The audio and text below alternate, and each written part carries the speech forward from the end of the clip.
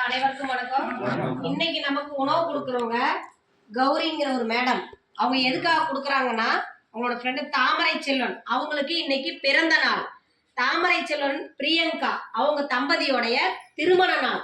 ரெண்டுமே இன்னைக்கு ஒரே நாள்ல வருது. அதை முன்னிட்டு நமக்கு உணவு கொடுத்துருக்காங்க.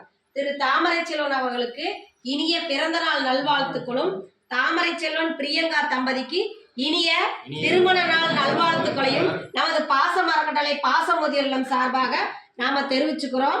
உணவு கொடுக்குற அவங்க குடும்பம், தொழில், வாழ்க்கையில அனைத்து செல்வம் பெற்று நீடுழி வாழவும், அவங்களுக்காக உணவு கொடுக்குற திரு கௌரி அவங்களோட குடும்பமும் அனைத்து செல்வம் பெற்று நீடுழி வாழவும் நமது பாசம் அறக்கட்டளை பாசமுதியோர் இல்லம் சார்பாக இறைவன் கிட்ட ஒரு பிரார்த்தனை வச்சுக்கலாம்.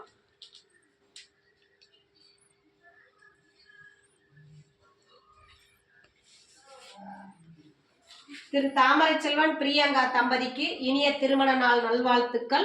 அவங்க குழந்தை லக்ஷன் அவங்களுக்கும் வாழ்த்துக்களை தெரிவிச்சுக்குவோம். கௌரி மேடமுக்கும் வாழ்த்துக்களை தெரிவிச்சுக்குவோம். இந்த நேரத்தில் இவங்க அனைவருக்கும் நாம ஒரு கோரிக்கை வைக்கிறோம். என்னன்னு கேட்டிங்கன்னா, நமது பாசம் அறக்கட்டளை பாசமுதியோர் இல்லம் 2 வருடங்களாக வாடகை கட்டணத்தில் இயக்கிட்டு இருக்கோம். இப்போ சொந்த கட்டணத்துக்கு உண்டான முயற்சி போயிட்டு இருக்கு. அதுக்கு தங்களால் முடிஞ்ச உதவி செஞ்சு தருமாறு கேட்டுக்கிறோம். நீங்க மட்டும் இல்லாத உறவினர்கள், நண்பர்கள், உங்களுக்கு தெரிஞ்ச இடத்துல எல்லாம் நீங்கள் வேலைக்கு போனால் அங்கேயோ இல்லை சொந்த தொழில் செஞ்சால் வர வாடிக்கையாளர்கள்கிட்டையோ இந்த மாதிரி ஒரு முதியோர் இல்லம் இருக்குது. அவங்களுடைய வாழ்வாதாரத்தை பெருக்கிறக்கும், அவங்களுடைய வசதிகளை கொஞ்சம் பெருக்கி கொடுக்குறக்கும், சொந்த கட்டடம் அமைச்சு அவங்களுக்கு நல்லதொரு வாழ்க்கை அமையறதுக்கு நாங்கள் முயற்சி பண்ணிகிட்டு இருக்கோம். உங்களால் முடிஞ்ச உதவி செஞ்சு தருமாறு நாங்கள் எங்கள் முதியோர்கள் சார்பாக நாங்கள் கேட்டுக்கிறோம். உங்கள் அனைவருக்கும் எங்கள் பாசம் அறக்கட்டளை பாசமுதியோர் இல்லம் சார்பாக நன்றிகளையும் வாழ்த்துக்களையும் தெரிவிச்சுக்கிறோம். வாழ்க வளத்துடன்.